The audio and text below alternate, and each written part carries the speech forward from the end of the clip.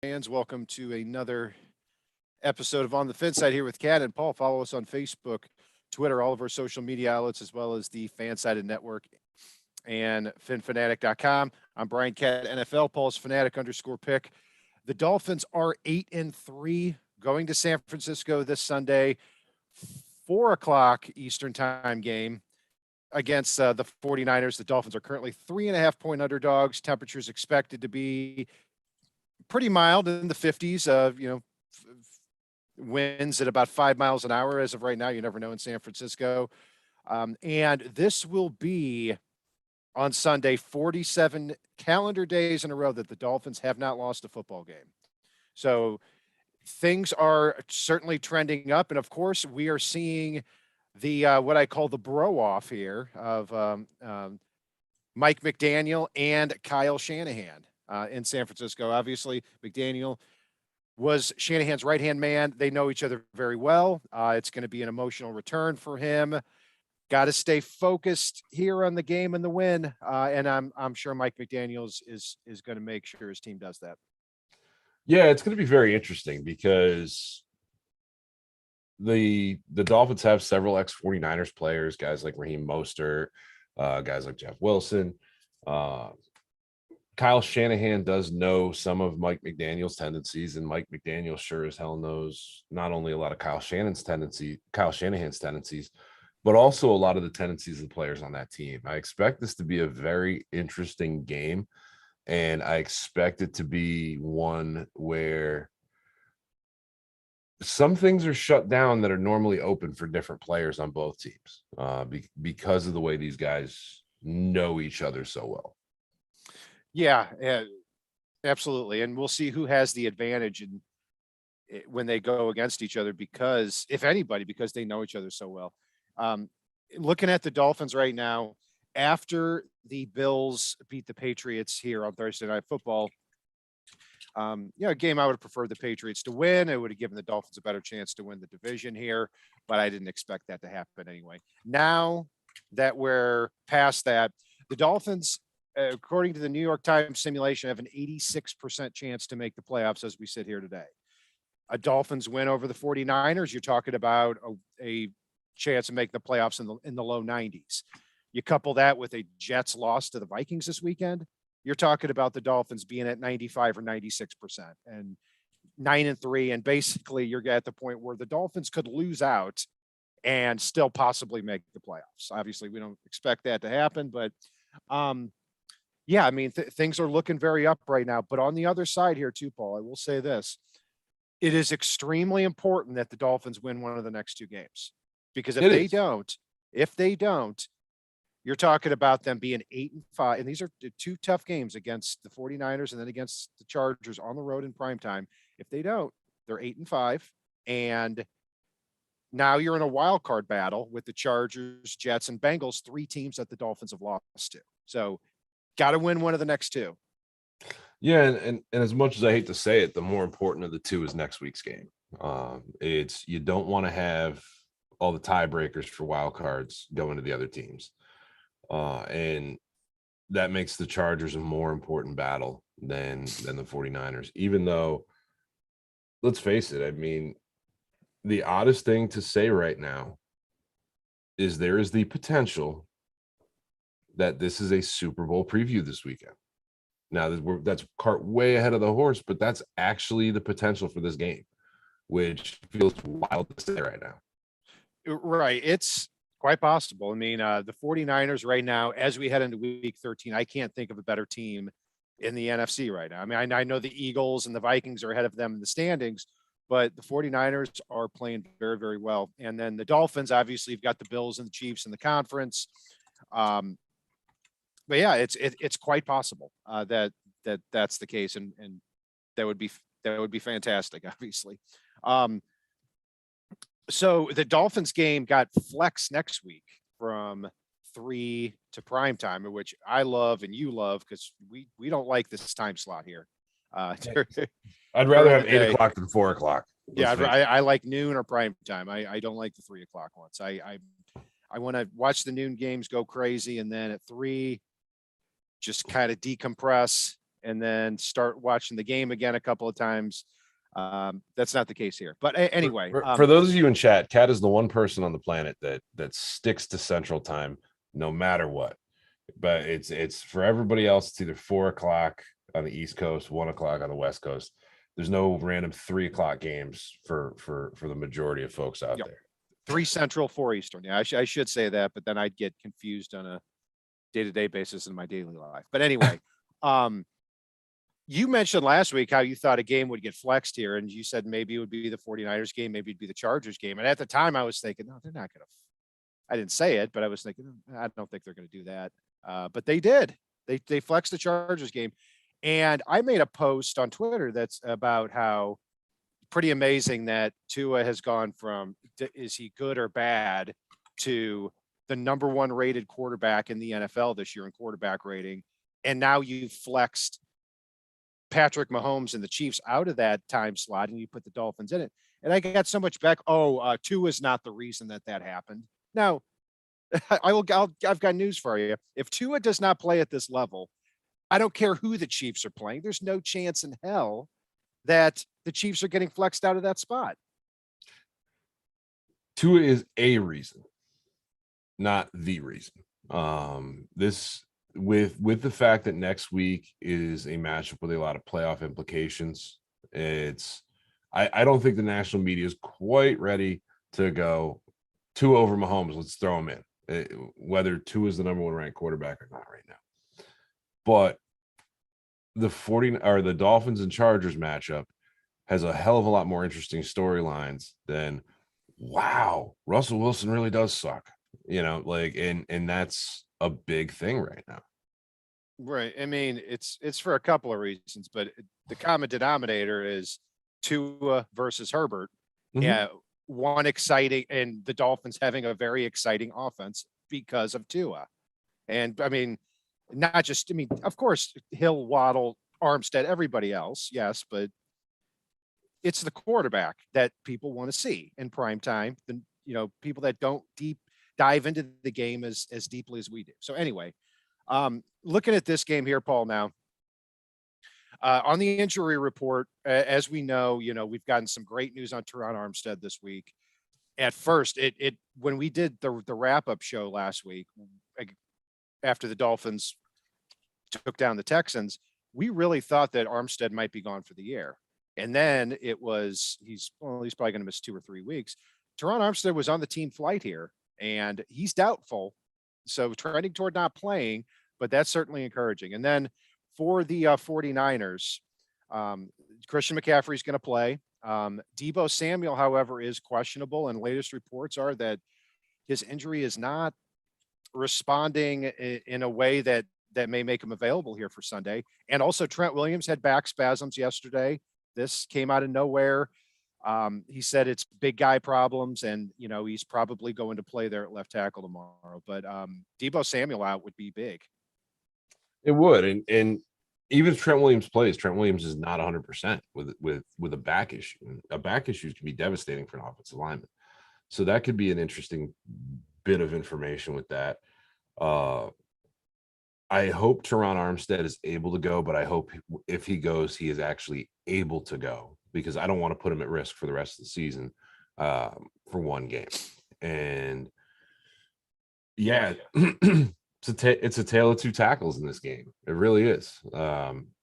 It's the 49ers have a very good pass rush, and Austin Jackson's out, which puts Brandon Shell hopefully back at right tackle.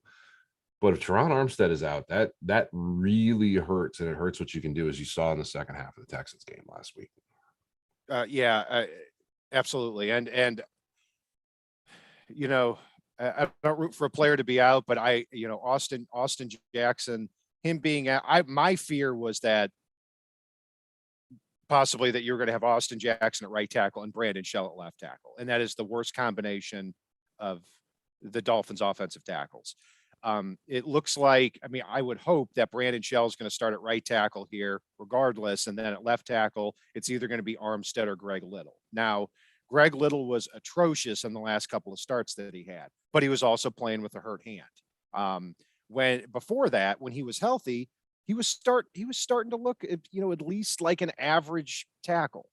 So we hope that if Armstead's out, that he can get back to that level at least, because he is going up against Nick Bosa.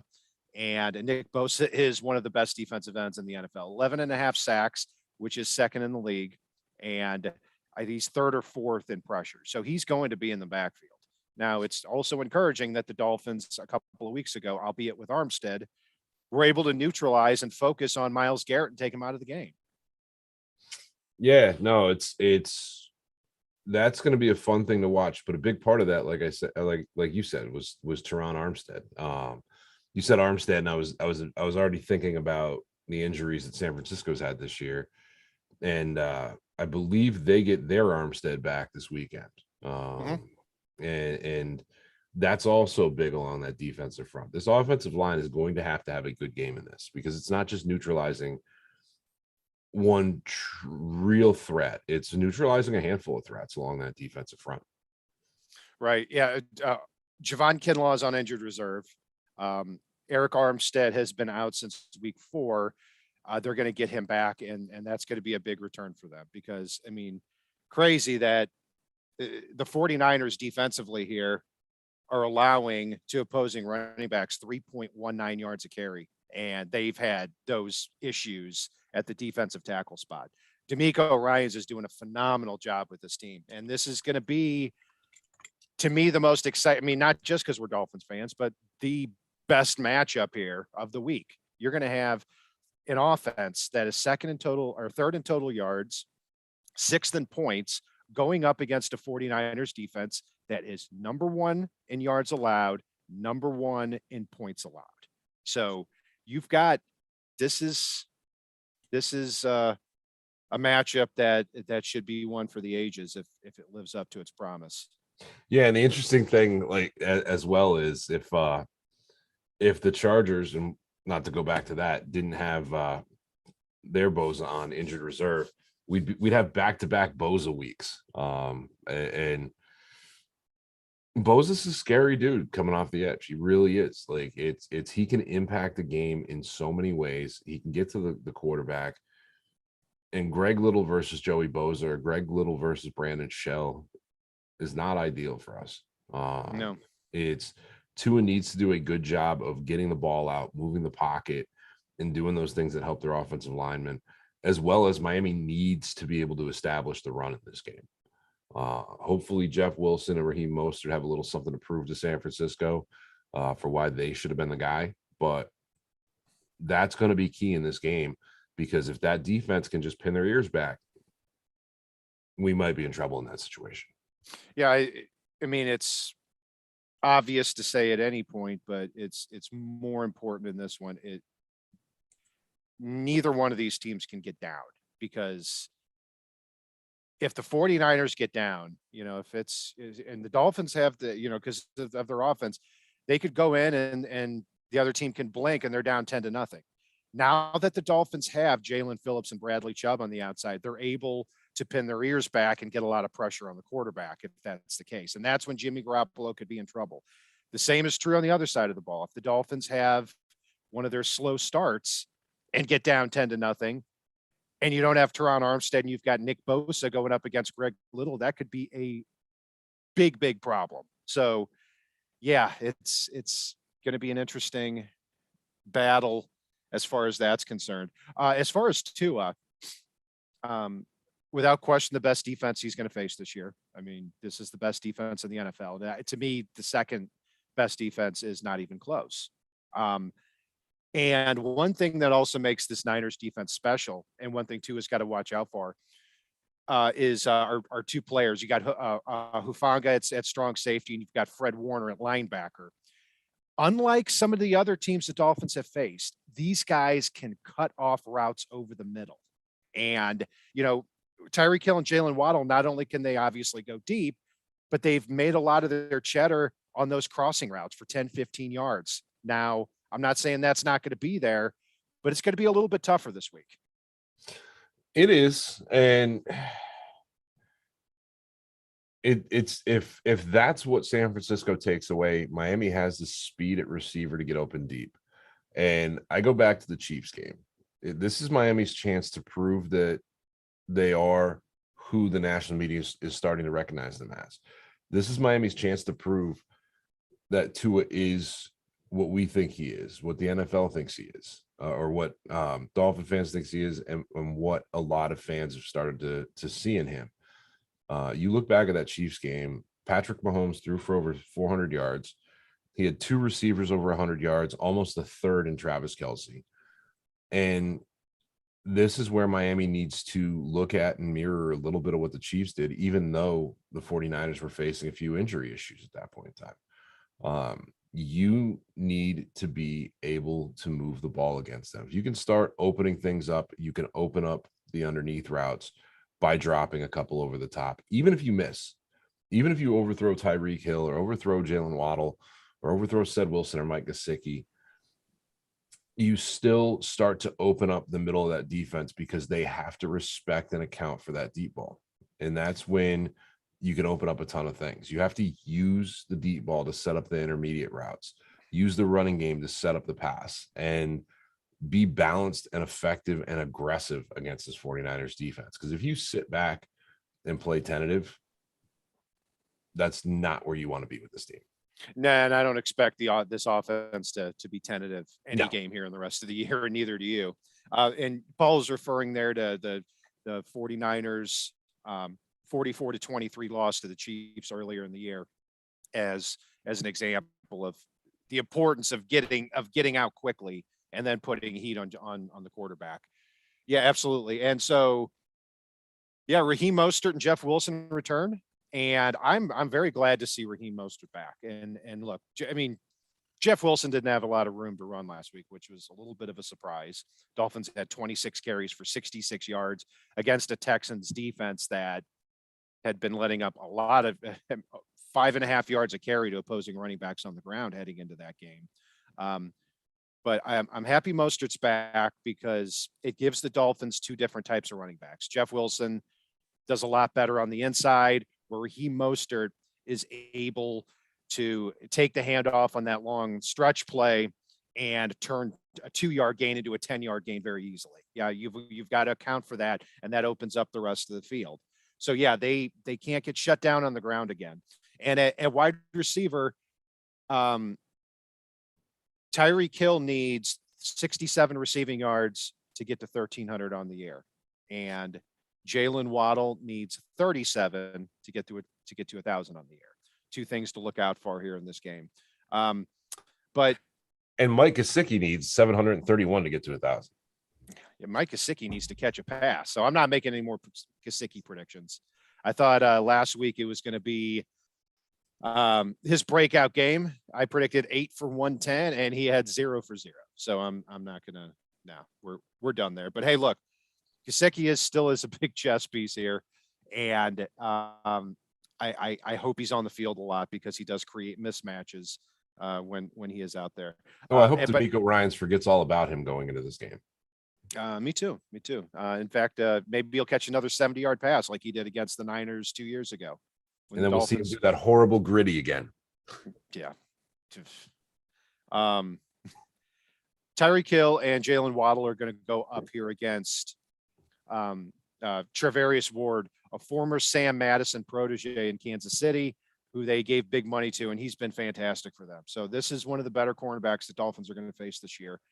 On the other side, I'm not going to even try to pronounce his first name, but his last name, Lenore, the former Oregon Duck.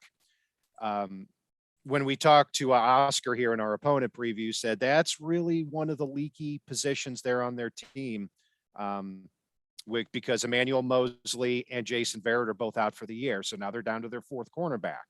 So the Dolphins have to make them pay there with Lenore and with Jimmy Ward in the slot. There's a definite mismatch potential there for Hill and Waddle. There is. Now the one guy that worries me on San Francisco's defense as far as the passing game goes is Talanoa Hufanga, the safety. He's got 4 interceptions, 65 tackles. He's one of those guys that's all over the field, and you know it's Miami's had a tendency to go to the middle I want to see them start kind of hitting the edges of the field a little bit more to start spreading that defense out, because it's that tendencies out there. It's known now. So now you got to really utilize those edges of the field, which also tends to take safeties out of the equation and also put them out of position a lot.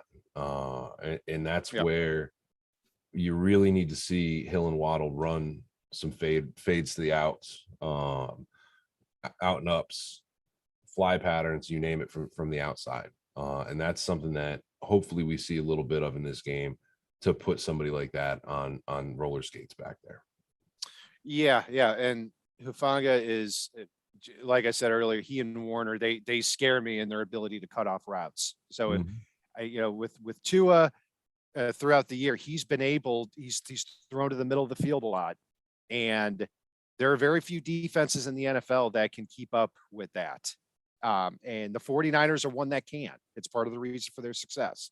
Hufanga on the year, 4 interceptions, a forced fumble, a sack. He, former 5th-round pick. I've got to say that in our pre-draft coverage, I didn't think too much of, because I didn't think he was very fast, and that's still the case. But he certainly has the football IQ to make up for it. So he's been a big, big find for them.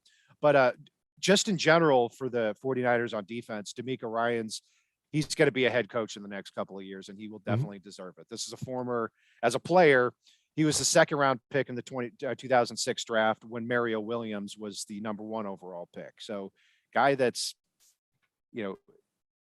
from a coaching aspect has learned the ropes very quickly. What I've noticed in his defense too, and Oscar in our opponent preview also confirmed this, is that they don't blitz a lot, but they're very selective in their blitzing. So they're not going to bring the house, but they're gonna rush 4 and bring an extra guy, and you don't know where that guy is coming from. So Tua, in addition to the problems at offensive tackle for the Dolphins, has to have his head on a swivel when the 49ers bring that blitz. Yeah, no, and that's very synonymous with how D'Amico Ryans played. D'Amico Ryans played as a very intelligent player that blitzed selectively, but when he did, was very effective at doing so. And he was always actually a player I really liked, and he's somebody that I really respected their mind for the game. The interesting thing as well that we haven't really talked about with this is the 49ers have a great record right now. They've got a great defense, but they haven't beaten very many teams that are really playoff caliber teams at this point. They beat the Seahawks, the Bears, Broncos beat them. They beat the Panthers, the Rams, which the Rams are not the Rams of last year. And they beat them twice. They beat the Chargers, who I'm not sold on. The Saints, the Cardinals, which are what they are. So I mean, it's, you start looking down who they beat and who they lost to, and it's really, I can't decide if they're as good as I think they are. Yeah, that part's true, and I think you can also say the other thing here is the Dolphins. Denver. Yeah, they lost to Denver. Yeah, but hey, look, to me, the 49ers have won 4 games in a row. The Dolphins have won 5. And I would say that the opponents that the 49ers have beaten have been better than what the Dolphins have faced over the last 5 weeks. You could argue that the Dolphins have not beaten a playoff caliber team here since week 3. Now, you can only play who's on your schedule. This was the soft part of the Dolphins schedule, and it's hard to win 5 games in a row against anybody in the NFL. So, yeah, I mean, I understand what you're saying. So I was a little surprised that the Niners were favored by 3.5, 4 points all week. I was expecting it to be more like 2.5 or 3.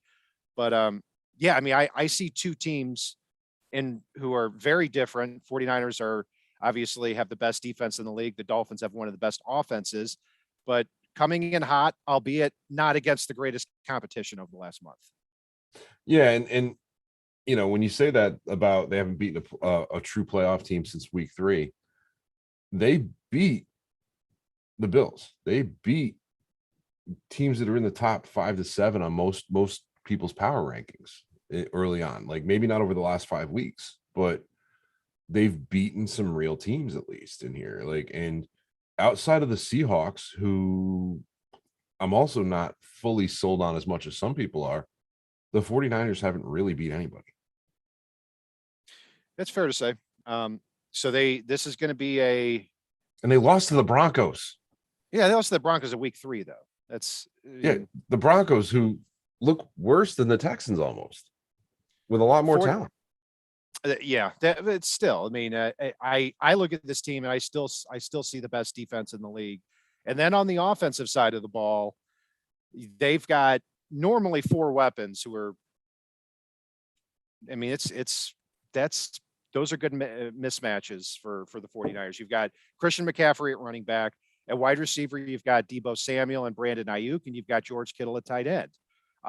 Now, the Dolphins could get a big break here because it's starting to sound like Deebo Samuel is trying to play, but is not getting better as the days are progressing. And so is trending more toward being out for this game.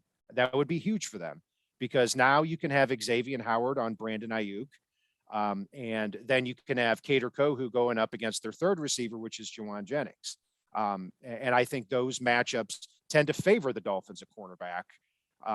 Whereas if Deebo plays, it's more of an even matchup, slight advantage 49ers. Yeah, but I would also say, given the nature of the deep bruise on his thigh, Deebo, if he plays, is not going to be full Deebo. And 80% of Deebo is not quite as scary as Deebo at 100%. And this sounds crazy to say, but I know I'm a big Cater Kohu fan and have been for months now. He is starting to be around the ball more and more each week, and he is really overdue for that first interception.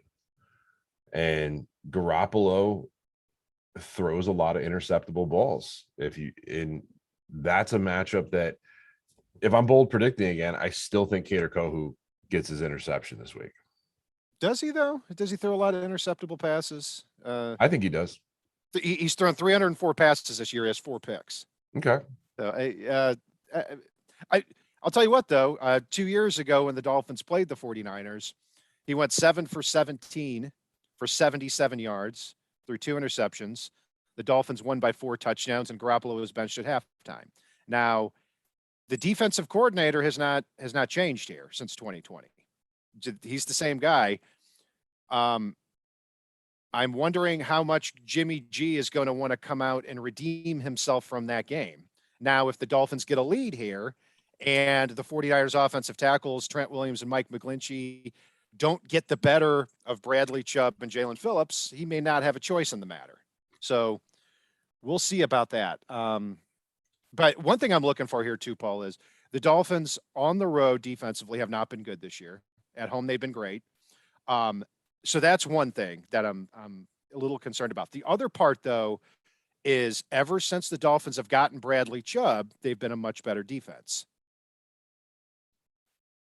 Yeah, they absolutely have. It's the pass rush that they can bring from all over with Jalen Phillips, Bradley Chubb, and the rest of the Dolphins crew. And really, like, one of the guys that still goes unheralded, even though I mention it every week, is Christian Wilkins has really been pushing the pocket a lot lately. And so has Zach Sealer. And I've noticed Raekwon Davis getting close to the action as well lately. So they've just got a plethora of pass rushers at this point in time. And good God, we blitzed Jerome Baker through the A gap one time last week, and it worked. Who'd have thought? Yeah, Baker's been playing really well over the last few games. And he's a week 10 and on player. Let's just face it. As far as the Dolphins defensive line, and I'm on the brink of being really, really excited about this unit, but I've got to see it on the road against a quality opponent here. Because if, say what you want about the Browns and the Texans, but the Browns heading into that game had one of the best offensive lines in the league, still do. The Texans, as bad as they are, Laramie Tunsil and Tyus Howard are not the problem there with the Texans. They're a very good tandem. And Jalen Phillips and Bradley Chubb, to say the least, got the better of both of them. You go into San Francisco and you get the better of Trent Williams and Mike McGlinchey, and you pair that with how well this defensive tackle trio has been playing, especially against the run, where they're allowing 3.6 yards a carry, second best in the league against opposing running backs. The Dolphins really have an identity on defense heading into the final stretch here. We haven't even mentioned Melvin Ingram as well. I love the pass rush packages that have Jalen Phillips, Melvin Ingram, and Bradley Chubb on the field at the same time.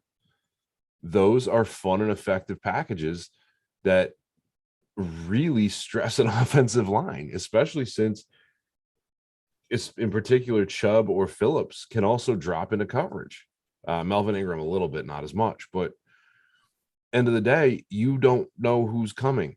And that's a fun place to be for a defense. And it's really not a fun place for an offensive line that's trying to pass protect. Fun and effective package. I think that's very well said. Melvin Ingram this week was actually given a sack. The statisticians took a sack away from Duke Riley and gave it to Melvin Ingram in the middle of the week. I don't know if you saw that. No, I didn't see that, but it's one of those unfortunate ones where Riley deserves the sack and Ingram deserves the credit, because Ingram chased him. He kind of fell over, but it was Riley that actually tackled him. Yeah. So now on the season, Ingram has 5 sacks. And one thing about right tackle Mike McGlinchey, and Oscar confirmed this as well when we did our opponent preview, is he's a good tackle. He's a good right tackle, but he struggles a bit against power. Well, that's not good news when you've got Bradley Chubb and Melvin Ingram, who you're probably going to be going against for most of the game. So that's where the Dolphins' heat certainly needs to come from here as they go up against this offensive line. What other matchups are you looking at here, Paul, as we go along? In honesty, one of the ones that we haven't really talked about is, given the injuries at the tackle position for Miami, one big X factor that we have that's been coming on very strong, especially in his blocking game over the past few weeks, even though he didn't really have any weak moments this season. Alec Ingold is the X factor when it comes to protecting Tua, when it comes to trying to neutralize guys like Boza, when it comes to trying to neutralize guys like Armstead, when it's trying to neutralize some of these linebackers that may squirt through. Ingold could be a huge difference in this game, particularly with Armstead's injury, whether Armstead plays or not. And that's something that I'm really keeping an eye on here, as well as just how he gets utilized throughout the game, because with all these weapons, Ingold tends to be a forgotten player for opposing defenses in a lot of situations. And he can catch the ball out of the backfield. He can get that little run up the middle on 4th and 1 or 3rd and 1. And the other one too, as much as we still talk about Gesicki, Smythe's having himself a decent year here. And I'm sure he's not going to be facing the toughest of matchups in this game. So Smythe could actually have a big day in this game while they're paying attention to guys like Gesicki, who they feel like, all right, one of these weeks he's going to wake up and it ain't going to be against us. And knowing McDaniel's tendencies with tight ends when he had George Kittle out there in San Francisco, I'm sure they're going to keep an extra eye on Gesicki regardless of the stat line. And with Tyreek and Waddle squirting out there and Jeff Wilson, who they know, Smythe and Ingold could very well be those forgotten guys that can turn the tide of this game. Yeah, Smythe had his first touchdown catch last week. You know, he's a what you see is what you get type of player, Durham Smythe. He does his job. Rarely do you look at a game and say you won or lost because of Durham Smythe. And I tend, it's not that I don't like him, it's that I tend to want, aside from Waddle and Hill, I tend to want Gesicki, Ingold, or Trent Sherfield out on the field instead of him.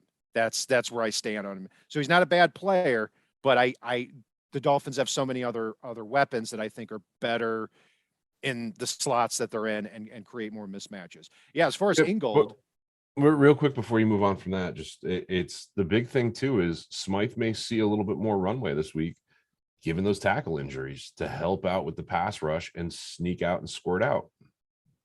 Possibly. Yeah, you must be loving this game because this might be two of the best fullbacks in the NFL here. I mean, yeah, it wouldn't surprise me if these are the Might. AFC and NFC Pro Bowl fullbacks here.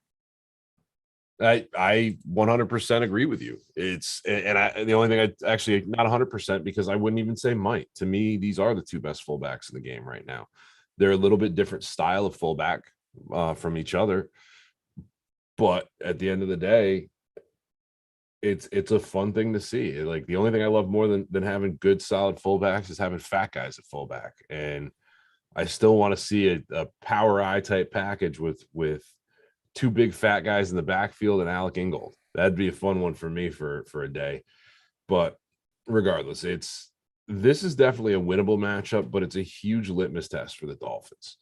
It's one of those games that both of these teams have a little bit of something to prove nationally, Miami more so, but this is a chance for San Francisco's defense to prove that they can beat playoff caliber teams.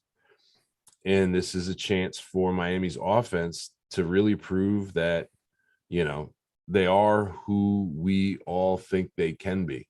And that's going to be interesting how that turns out from this game. And one thing we have to remember too, for both sides, is these are both playoff caliber teams right now. Somebody does have to lose, and that's not the end of the season for either team if somebody does lose here. Yeah, if the Dolphins were to lose this game, their playoff chances would go to, I think 78% was the number. So no, it's not time to fold up anything. I do think too, you don't want to lose these next two games and be 8-5 going into Buffalo. That's at the point where like, okay, I don't know. And I don't think the Dolphins will be. We're not losing both. Yeah, I don't think they're going to lose both. So another thing I'm looking out for in this game too is Jimmy Garoppolo. A middle of the pack quarterback, maybe slightly above, but against the blitz, he's very good. On the season, a quarterback rating of 117 against the blitz, 7 touchdowns, 2 interceptions. So that makes it that much more important that the Dolphins are able to rush 4 with Phillips, Chubb, and Ingram and get home. So you got to force the 49ers into a lot of second and third and long situations so that this defensive line has a chance to feast. Paul, your predictions. I think this is going to be a tight game. I think Miami puts up more points against San Francisco's defense than people expect. And I also think San Francisco scores a little bit more. I think we do see either a defensive or special teams touchdown in this one.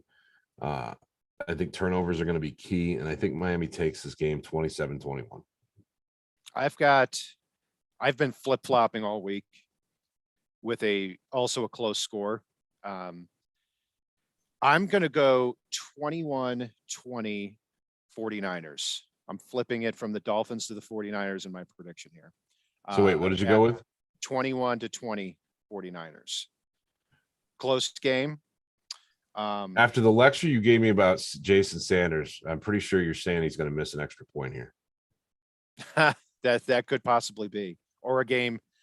I actually had in my mind he would miss a game-winning field goal. But hey, look, I think this game could really go either way, and it's going to be certainly a fun game to watch.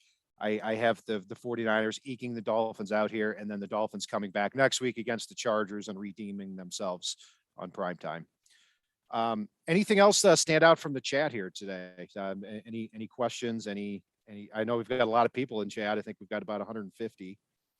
Not anything major. Just Color thinks Sanders gets the game winner in this one. King Short, and I quote, "Damn it, cat," which a lot of fullback talk. But no, it's Ken Sean actually just brought up a great stat. Some people wanted Baker gone, but he's ranked 21st among linebackers overall right now in run, stop, and pass allowed versus pursuit. So it's very interesting to see some of these things. We got somebody 27-14, 31-24 Fins. 27-25 Color says with Sanders with a game-winning field goal. I could see that too. Y'all got a lot of faith in Sanders, boy. Well, he had a good game last week. I mean, look. What? I said, ooh. Yeah. He had a So good what? game Yeah. last week. But it was pretty bad the weeks before. I'm telling you, you can. Yeah, he's hit or miss every week now. I mean, he used to be just consistently great, and then there were times last year he was just consistently terrible, and now he goes back and forth every week. Where was this faith in Dolphins punters that would have like one good game and it was they still suck? Jason Sanders, you give the faith to.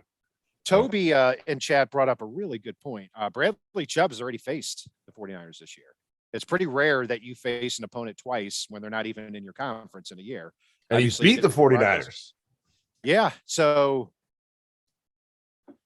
yeah, that was week 3. And so maybe he did learn something from the 49ers there in week 3 that he can take into this game. But thank you all for joining us here this morning. We're going to be, you know what I want to see in this game, just to make you happy?